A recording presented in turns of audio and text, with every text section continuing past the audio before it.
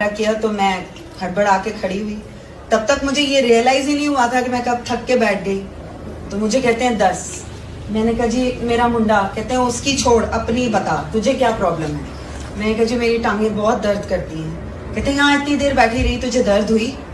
तब मैंने रियलाइज करा कोई दर्द नहीं और मैं जमीन पे बैठी हुई थी। तो उन्होंने बोला आज के बाद नहीं होगी। उस साल को अब ये 24वां साल है, नहीं हुआ, कोई वो दर्द लौट के नहीं आई। फिर उन्होंने फोकस लड़के की तरफ शिफ्ट करा, बताया उसको ओम पहना दे, सोने का ओम पहना दे और घर में चावल खाना और बनाना बंद कर दो। तो मैंने धीरे से उनको बोला जी जॉइंट फैमिली है। तो कहते हैं तू, तेरा घर वाला, तेरे दोनों बच्चे, सारी उम्र ना चावल खाओगे ना बरतोगे। उसके बाद मन में एक ख्याल आया कि इतने छोटे बच्चे को सोने का ओम पहनाना मीन सोने की चेन में पहनाना। तो अभी मैं सोच ही रही थी तो मुझे कहते हैं पीले तागे विच पहना दी फिर। ये तो सब कुछ रीड भी कर रहे हैं और सब कुछ जवाब भी दे रहे हैं। This is like who is he. उसके बाद गुरुजी ने बहुत ब्लेसिंग्स दी। वो जलंधर गए, हम उनको थैंक यू बोलने गए अपने उनके डेरे पे।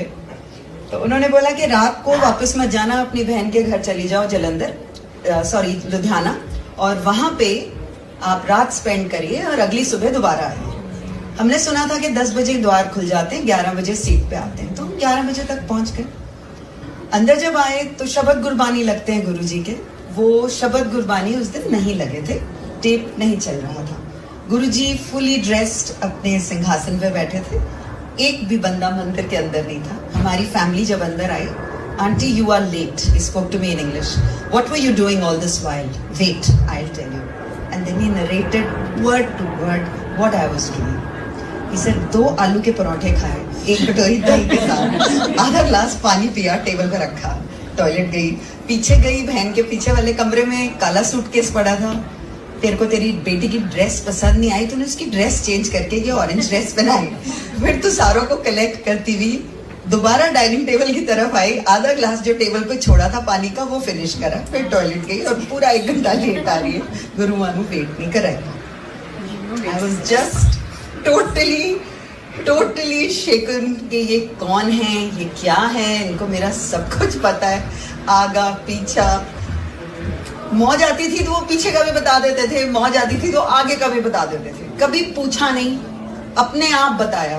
जो भी गुरु ने बताया उसको ब्लेसिंग्स लेके कबूल करा।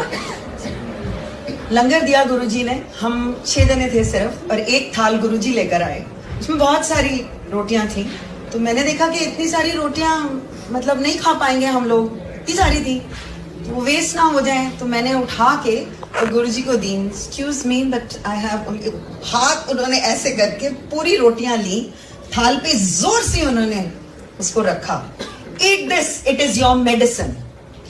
और तब मुझे रियलाइज हुआ कि लंगर सिर्फ लंगर नहीं है, ये लंगर, ये प्रसाद है, ये भगवान का प्रसाद है। और मेरे को गुरुजी ने समझाया, जब एक दिन चावल के ऊपर हम लोग हेजिटेट करें कि लंगर में चावल सर्व हुए थे, तो मैं और मेरे हस्बैंड रुक गए।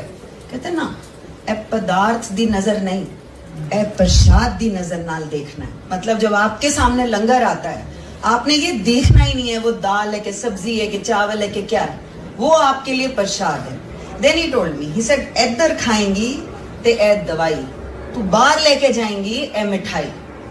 बिकॉज मेरे मन में चल रहा था कि मैं अपने बच्चों के लिए 1 लड्डू आज लेके चली जाऊं। तो ही सेड नो, यही खाना है। फिर उन्होंने एक्सप्लेन करा कि जब तुसी इधर खांदे हो, तुहानू की पता मैं तुहाडे बच्चियां नू, मापियां नू, किस नू ब्लेस करना, वो मेरे उत्ते है। तुसी अपना लंगर इत्थे ही खाना है। Then once he told us कभी गरम मत करना है इसको। Then once of course we were never allowed to take it out, we were never allowed to take it out of the mandir. And ऐसे जिंदगी स्मूथली चल रही थी जब एकदम पता चला कि मेरे फादर को लिम्फोमा बताया गया है, कैंसर ऑफ लिम्फ ग्लैंड्स। और वो अस्पताल में जहाँ पे वो थे, उन्होंने 3 महीने दिए मेरे फादर को और बोला कि हम कुछ ज्यादा नहीं कर पाएंगे। हमें पता चला गुरुजी आए हुए हैं, तो जहाँ वो थे आपको परमिशन लेनी पड़ती थी।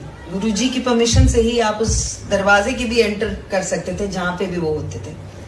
परमिशन मिली, अंदर गए, देखा गुरुजी गद्दी पर हैं, बट ट्विस्ट एंड टर्न कर रहे हैं। उस जमाने में कोई सभा सच नहीं लगती थी।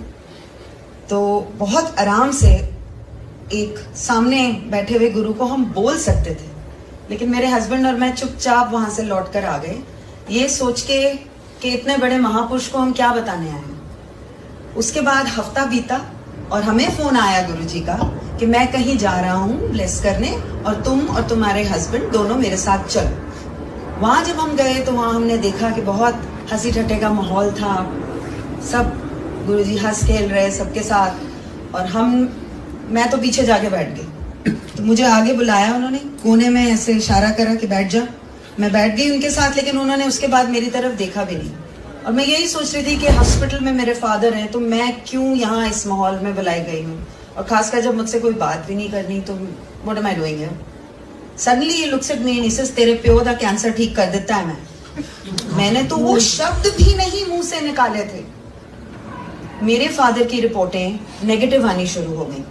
गुरुजी स्माइल करते थे, डॉक्टर कंफ्यूज हो गए, डॉक्टर नु हैरान कर देता। श्योर इनफ डॉक्टर नहीं छोड़ेंगे, वो बार बार टेस्ट कराएंगे, because that is a doctor's profession.